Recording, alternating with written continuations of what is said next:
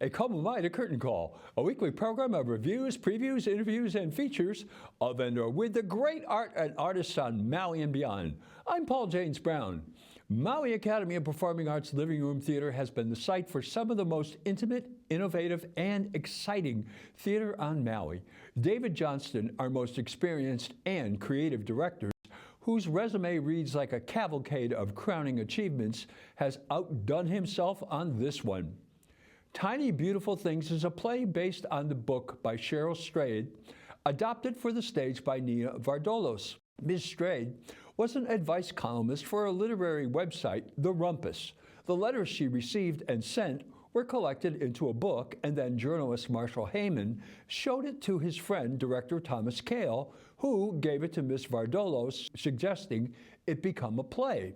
Ms. Vardalos revealed, quote, "As I read the letters exchanged, I wept, smiled, was astonished by the raw and extraordinary candor," unquote. And thus was born this breathtaking, emotionally raw, and challenging work of theater art. In this most remote place on the planet, we are blessed with an Empyrean choir of thespians. We have former Broadway stars, actors who coulda, woulda, shoulda, but thankfully didn't, and a plethora of locally developed talent. The quality of our theater is not wanting. Among some of the finest of the fine is Sharyn Stone. Ms. Stone has distinguished herself since she won the 2011 Maui Fringe Festival with her one-woman show, Milk Street.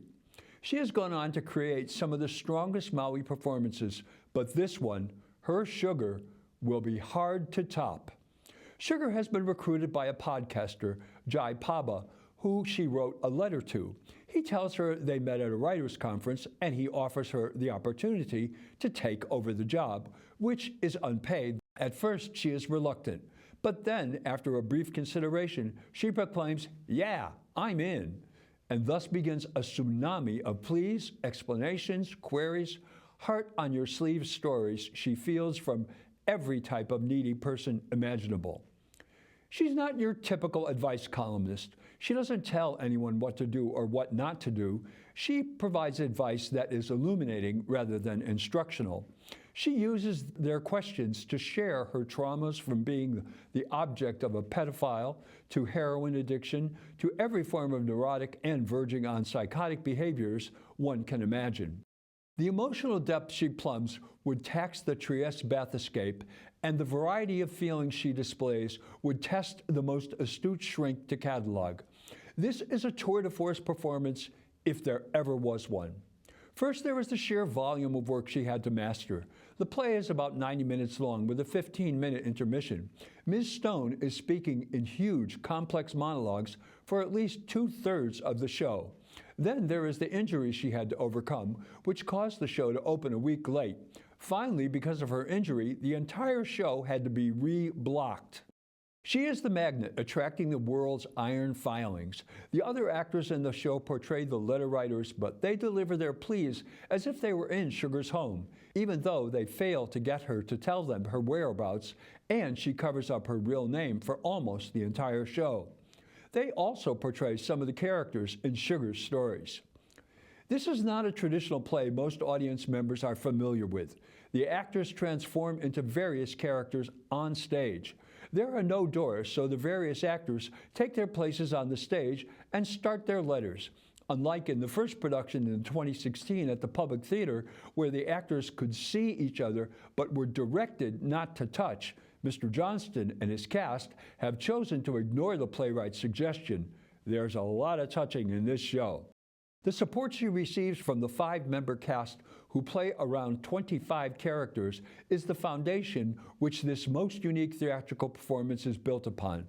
At times they pummel her with brief, plaintive appeals and a chorus of cacophony, and others they involve complex characters dealing with difficult life-altering situations. Every supporting actor had standout moments. Elizabeth Fellows as Stuck, the mother who has had a miscarriage, experiences massive grief, self-doubt, and guilt. Her doctor told her the miscarriage was the result of her being overweight.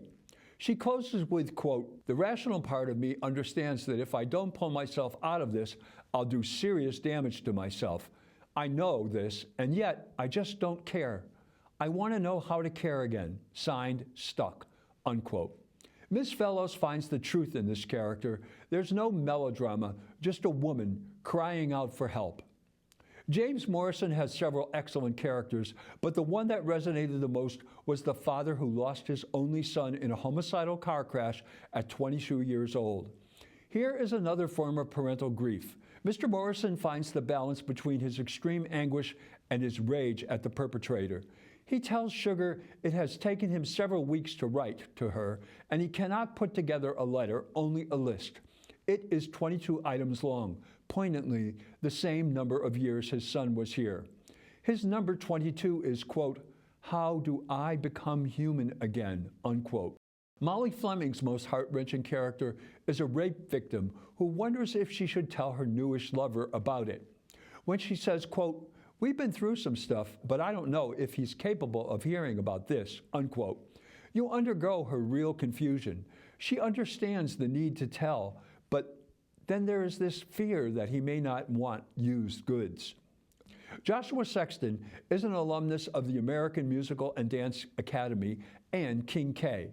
He also had several outstanding characters, but the one that got me was the transgender person called Orphan. He is separated from his parents because when the girl they thought they had told them he was really a boy, they said terrible, hurtful things so painful he separated from them and left them out of his life. Now, out of the blue, they sent him an email asking for forgiveness and apologizing for not understanding.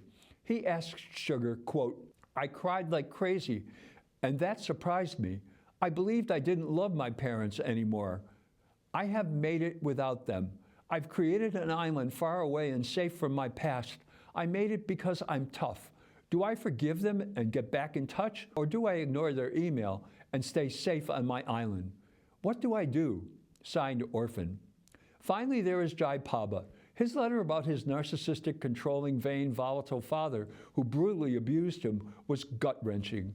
He asks Sugar, quote, "People insist that family is important, that it is my duty to forgive. The man that gave me life and to keep him in my life, he's the only father that I have.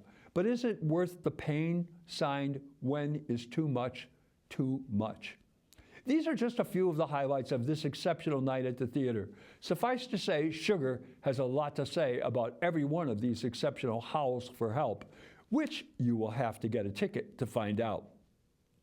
The scenic design by Kristina Shugarʻs looks like it came out of a Herman Miller catalog, but there is also a surreal aspect to it as well. The white shelf filled with glass and white untitled books, along with strings of mini lights, give it a dreamlike quality. Also, the triumvirate of lamps throughout the room adds to the mystery Ms. Shugarʻs has created. It is perfect for this show. You only have one more weekend to catch this great show. Friday and Saturday at 7:30 p.m. and Sunday at 3 p.m. 2 shows were sold out last weekend. I hope you're not too late. Go to MolliAcademy.org for tickets and information. You do not want to miss this show. And be sure to bring plenty of Kleenex. Well, that's Curtain Call for this week. Mahalo nui loa for joining me. I'm Paul James Brown. Maui strong. Ahui ho.